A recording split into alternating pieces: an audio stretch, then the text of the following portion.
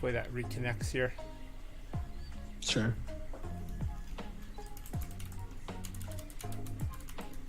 Sorry about that, everyone. Okay, we're back. Although I don't know if we have anybody watching now. We had people. Hopefully they hop back on here. Give it a second. There we go. They're coming back on. Sorry, guys. We got had a disconnect here on my end.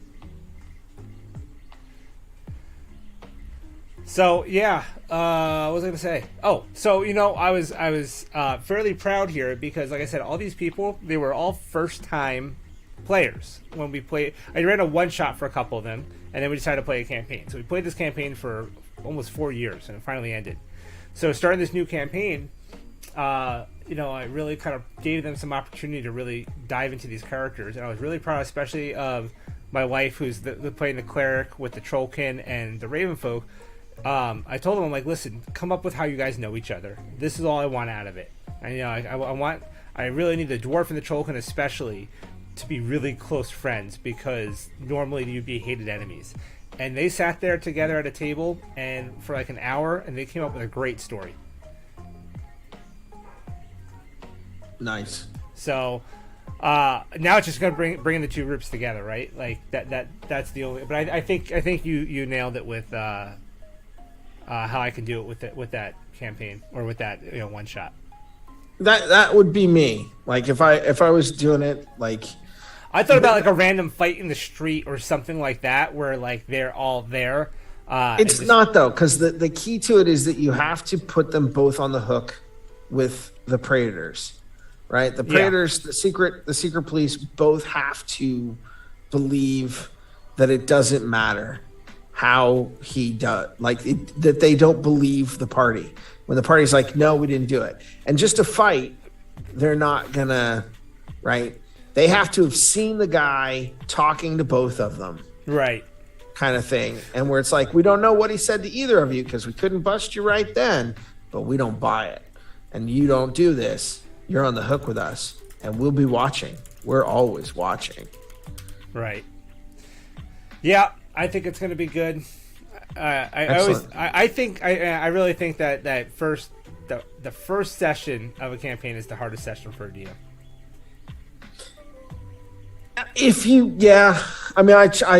I try and have mine really laid out now, but yeah, because the first one it takes the most work.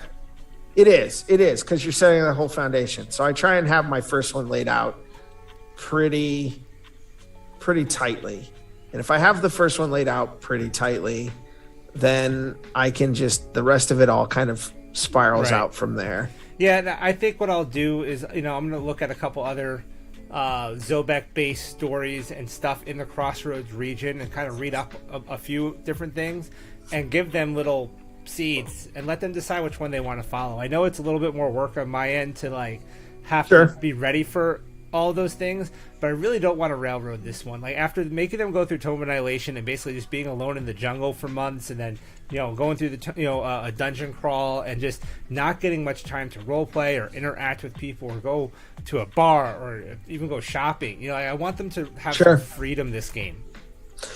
There are a couple of hooks in there too. Like, you can do some foreshadowing for Wrath of the River King with the Nixie in the bath scene. There's a hook in Streets for a Nixie that kind of appears in the bathhouse. Okay. I would say go back through Streets, and there's more than a couple of hooks. Yeah, I'm reading through Streets right now. So, and and the Gazetteer, the Zobek Gazetteer, I'm reading through. Yeah, there's also a treasure hook for like a Clockwork Watchman. You could have them do Madman at the bridge. Oh, that's definitely happening. That is 100% happening. All right, cool. I love that one. And you could actually do the treasure hunt one based on the crazy Clockwork in Madman. I like Death of a Mage too. That's another good one. I have to go back and look at that one. That one's in one of the Warlock layers. Okay. From a few months back. It's a good one. I played in it once on the Midgard Discord server. But yeah, it's a fun one. It's like this. A couple of these guys from what's the magic school called? The The Arcane Collegium. Yeah, the Collegium. A couple guys like basically approach the party and be like, our friend has gone, missing. We're worried about him. Blah blah blah. And you go to his house, and he's like this clockwork guy, and there's all these like clockwork creatures in there and stuff like that you have to deal with, like his homemade booby traps. And you could also do Heart of a Good Man out of Streets, which is about a guy who's dying, and he knows he's dying, and they've instead, because he did a service to the Temple of Rava, they're turning him into a Gear Forged. Yep. And you gotta get the parts. Somebody's stolen the parts. One thing I want to do, right? I want the Crossroads region to be kind of our tier 1 region, right? But I do want to. I like the idea of doing all these, little, Kobold Press stories and stuff. But I do want to tie in some kind of overarching story, something bigger going on in the world that you might see it a little bit. Maybe I'll have like kind of a tier 1 big baddie that maybe is manipulating some events. But I want that to lead into stuff. I really do want to take them all over the world. I think that'll be fun. So the ghoul element to Everyone Lies can be used as a hook into Empire of the Ghouls. But that's a big campaign, man. I don't know if I want to run something that big. Well, but you don't have to do the full campaign, but you can play off of certain events there and use the ghouls and the vampires to the north, right? That invasion of Cracovia as one of your big functions. Yeah. You can use, like I said, that hook about the Nixie in the bathhouse, which is just kind of like a rando thing, but to also kind of tie them into some of the fairy activity and tie that into the sleeping Imperatrix in Dornig. Okay. Right? I'd like to get him out to the Wasted West lands there. That's easy. That's easy because for that, although you have to go to a Pathfinder version, right? You have to go to raise the Stegen Adler. But you put them on an airship, basically traveling, right? And he wants to be, because I'm sure you've got a worshiper of Perun in the group, right? Or of the war god Mavros somewhere in that group. I don't know. Maybe we have. Well, the Trollbin's a barbarian.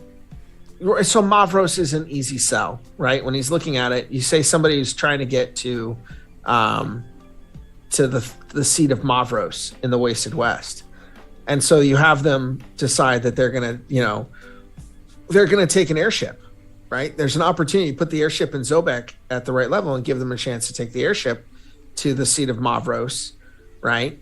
And have it crash. Right. And so now you're crashed in there, because otherwise, if you were going to start, you get to do the shipwreck one as a first level adventure out of Midgard Tales, and you run the atop the Warring Blasphemies.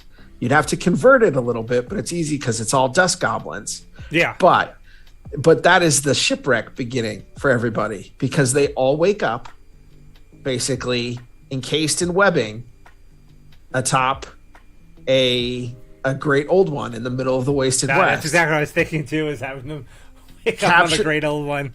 Right? They wake up, basically they've been captured by a spider dragon, and they're part of his horde, right? And his larder, trapped in webbing atop the great old one, these two fighting frozen great old ones. And on one of them is the spider dragon's lair, and on the other one is a dust goblin village built on the side of the great old one. And so they are having to escape the lair of the dragon and climb down and climb across to the dust goblin village and escape out the dust goblin village into the Wasted West and get away. I absolutely love the dust goblins too. That adventure I've seen run several times at conventions for first level, and basically everybody, when they get done with it, they're like, my first level character would like to retire from adventuring now. I want. But you said it's a level 1. By the time they get out there, man, they'll be like level 6 or 7. Oh, they're like level 3-ish. Probably by the time they get out of there, but it's really solid, and they're loose, right? They're loose in the Wasted West, and you just have them like, okay, and now we make it to. Then you could either do to Wake War, or you have them see the crash of the Stegen Adler, from either of those, and they either can escape the Wasted West in the ruined airship, or you could have them to raise the Stegen Adler, but they show up as the airship crashes, right? They're part of the people escaping, running to the airship as it crashes, and they help the crew there escape, right? So now they escape on the ruined airship, which takes them to the seat of Mavros. And when they've arrived at the seat of Mavros, now they are trying to figure out what to do. Like, we've got to go back to civilization. And the seat of Mavros, the temple there, they say, hey, we need help. No, nothing's going through. And they do to wake war. And after they finish to wake war, I should be taking notes. right? After they finish to wake war, they have alerted everybody about the horrible dust goblin hordes in there. And they then return with one of the larger caravans back to civilization. You can take them wherever you want to go from then. But they begin in the Wasted West. I like it. Yeah. That would actually throw them all for a total loop, because it won't matter where they've been from.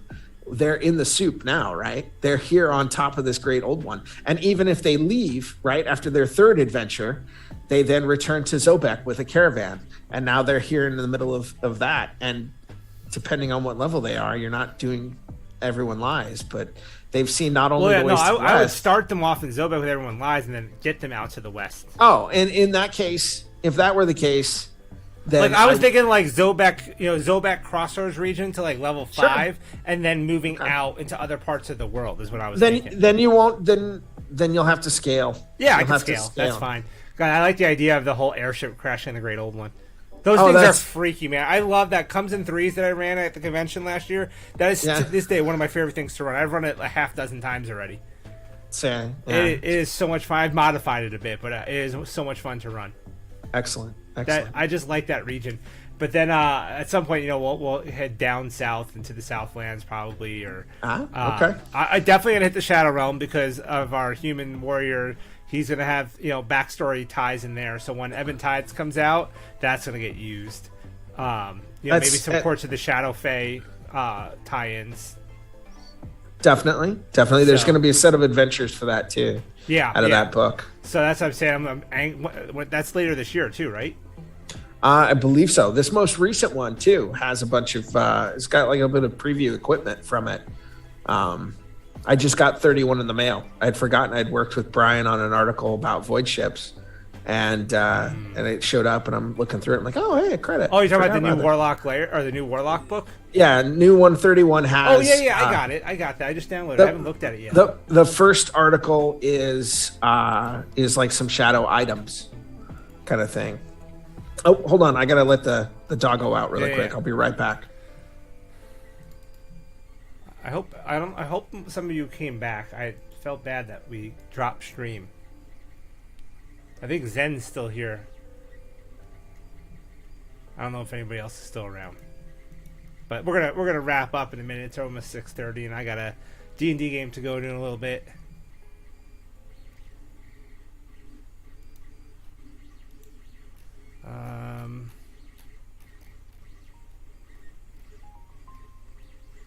I know I downloaded it. I must not. Is it here? No, that was the Zobek one though. That was recent.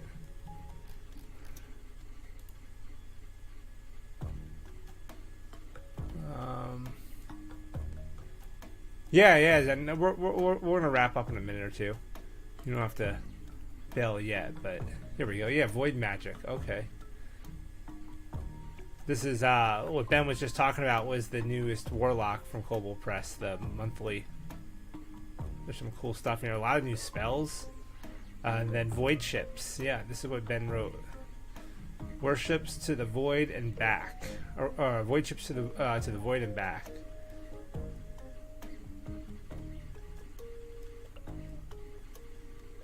This will be cool.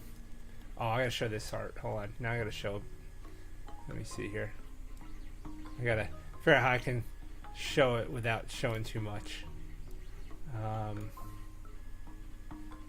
Let's see here. I think if I just do this and I do this screen. let's see. If I switch to that and do, let's see. There you go. That right there. That looks cool. That's the void ship.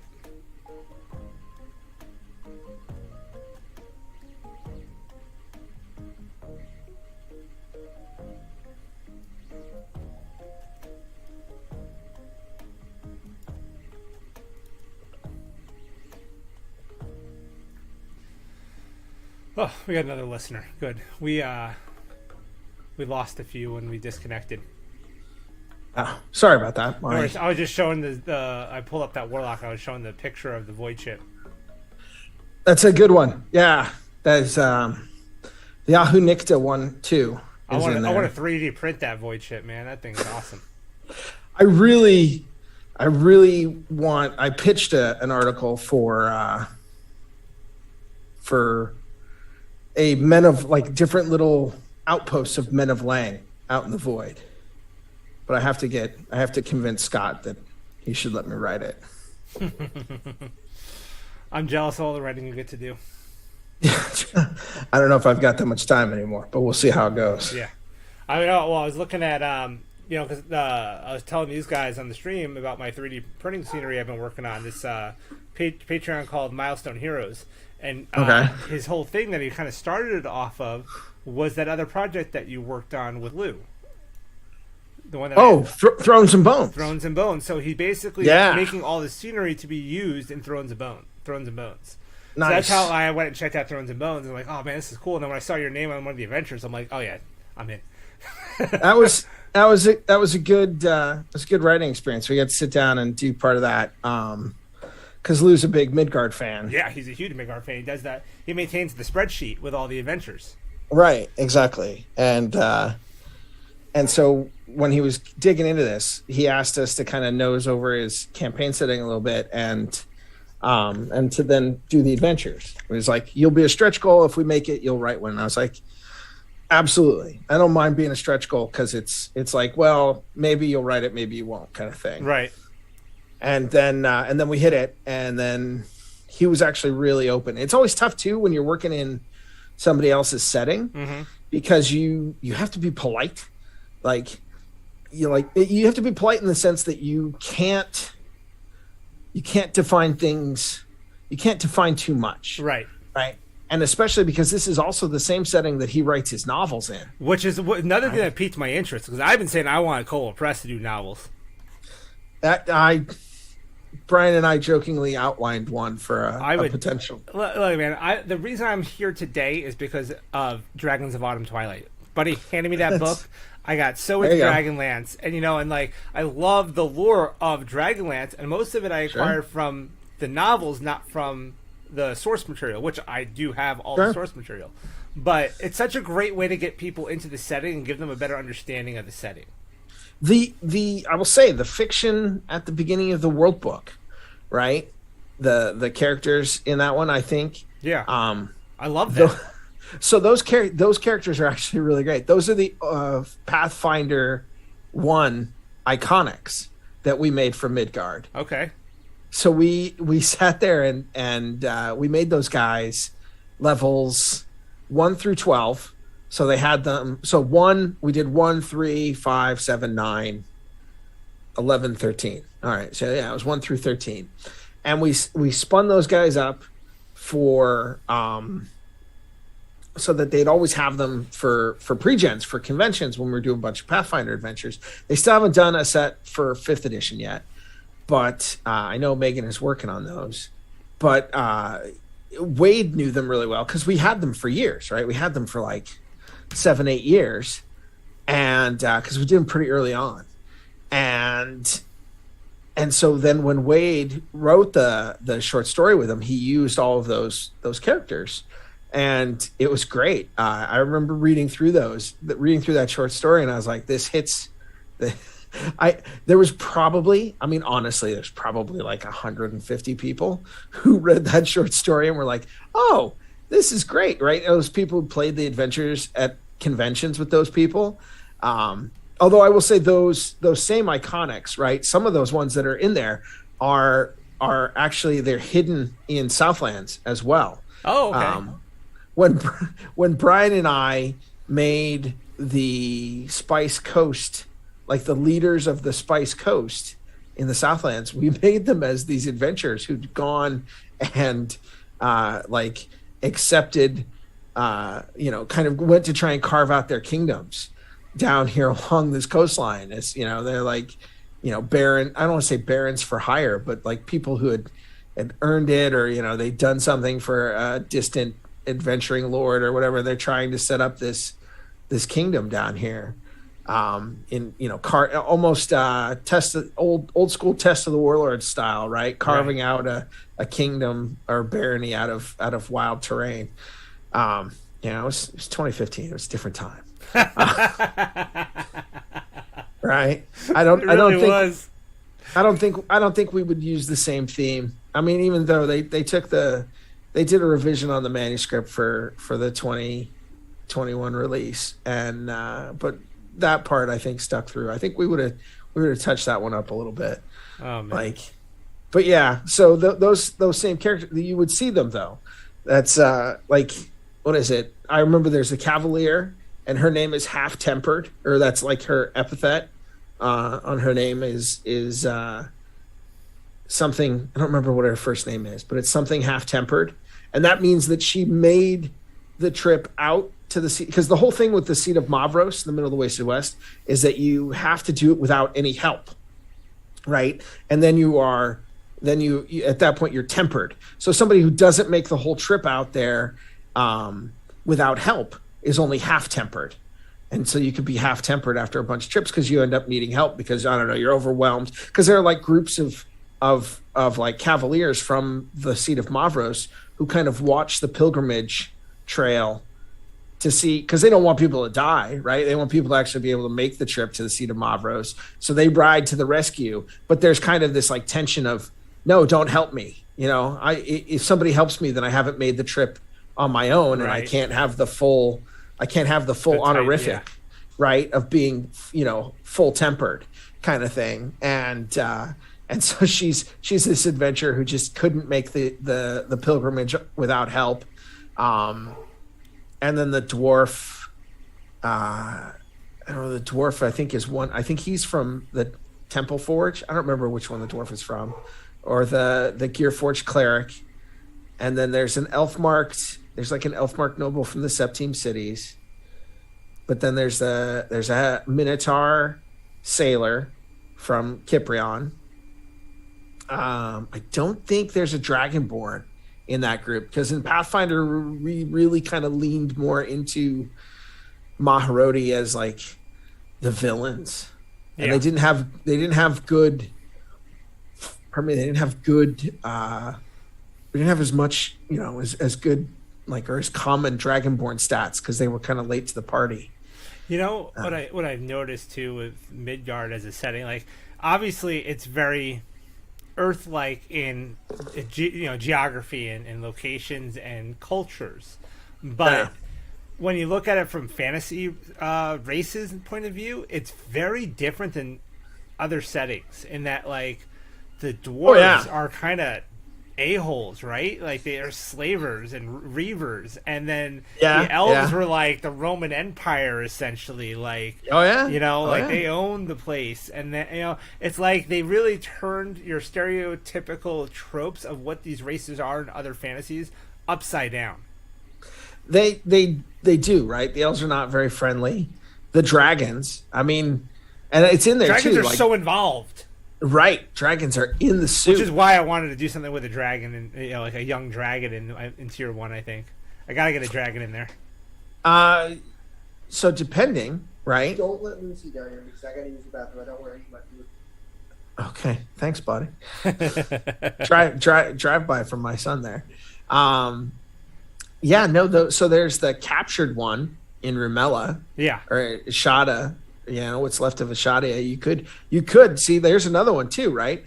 Of where you have them all start off as like members of Ashadian Freedom Force, right? And they're dealing with the dragon that's captured in Ashadia, right? Well, I know at some point I really want to deal with like high level, like end game, like tier 4. I want to get back up north and deal with that red dragon. That's a good follow up, right? The Temple of Balder up there kind of calls back your lower level cleric. Yep. And saying that he's been sleeping, but we couldn't find his lair, but now we found it. Yeah, kind of thing. Party. Right? We're tired of giving him tribute to this site, and we finally managed to discover his lair, and now we need your help. Yeah, that would be a good resolution for that backstory. I'm definitely going to work backstories in, and that would be a great way to take care of the cleric's backstory. And especially if you can work in like a merchant or somebody who travels back and forth regularly, like maybe comes to get specifically some kind of thing here from Zobek, right? Maybe they trade through the Wolf Mark and they've got a deal. They can travel down through the Blood Kingdom and they make this long trip because they can go to Zobek and maybe get silk from the dragons, through the Dragon Empire. They go down to Zobek and that's where they get their silk, and they trade back up through the Blood Kingdom and through Wolfmark and then across to back over to that part of Stannisgard. Yeah. Right. And so then they could bring back, stories every so often. They come and visit your Northlanders because they find friendly faces for something. The guy comes into the bar that they go into or whatever in Zobek and he's like, what do you mean you don't have, troll's blood mead? I was told you had all the things here, kind of, right? And they kind of go back or the high priestess of Lada could have gotten word from the church up in Statesgard, and then when they're in town, she calls on the cleric to come see her and says, Well, there's part of that though, because the whole concept too is more that it's more nations and less like world-spanning organizations, right? That's the note that's tough to lean on because we're so. Especially you're playing outside stuff, they treat every temple almost like the Catholic Church to a certain extent, right? That all of these temples kind of phone home to a high temple at some place. I read that the High Priestess of Lada is in Zobek? I think so. Yeah. But that's what I mean is but the thing is that they're masks, right? There's the mask of Balder versus the mask of Lada, and are they the same god or are they different? They're similar, kind of thing. Yeah, see, I think in my version they're going to be the same, and it's more just a regional naming thing. At least that's how I want to play it for my version of it.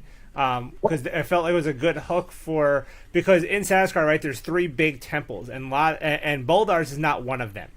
Sure. So they had a smaller church there, smaller temple, but after the dragon attack, they started gaining a little more influence because the servants of Balder went out and being healers, being a goddess of the healing domain, they went out and really helped to heal and take care of the people that were hurt in the dragon attack. So now they're starting to gain a little more influence, and they want some help. So they're sending her as an envoy down to Zobek. Cool. All right. It sounds like you're establishing that link back and forth and such work pretty good. Yeah, but then obviously there's stuff happens and they get pulled off in other directions and whatnot once she's there. But I'm definitely gonna see it so that it's not just like okay, well I got what I needed from Zobek, I'm heading back up north. Like there's going to be things that she's gonna have to do to go out and gain in influence. Sure. So all right, well. I gotta hustle, man. Yeah, no, it's getting late, and I got a D&D game to get to in less than an hour. All right, good luck. Have a good time. I will talk to you later, sir. I appreciate you coming on and hanging out. Anytime. Have a good night. All right, you too. All right, bye. Bye. All right, guys, I think that is going to wrap us up for my first live stream. I know this was a little bit more free-form, a little bit more, just kind of chit-chatting, but having Ben on was nice. I do want to do more of these in the future. Maybe we'll try to get some more guests on and have more of a topic. I'd like to maybe even have some of my listeners on at some point as well. We could talk about what you guys are doing and your methods and things like that. I think it'd be nice to get some views from DMs in the community. So You know, if that's something you're interested in, message me, and we can talk about setting one up. So that's it for now, guys. And stay tuned for a new video this Thursday. All right, have a good one.